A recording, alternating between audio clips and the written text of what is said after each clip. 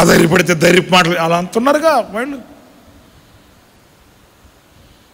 వీళ్ళెవ్వరు లేరని తెలుసు దేవునికి. ఇప్పుడు దేవుడు అంటాడు, నేను నీకు తోడై ఉన్నాను. ఈ రాత్రి నా పిల్లరా, మీరు ఎవరి తోడు లేక ఎవరిని పోగొట్టుకుని ఏ నీడ ఏ దారి తెలియని పరిస్థితుల్లో మీరున్నా నాకెవ్వరు లేరు అని అనుకోవద్దు.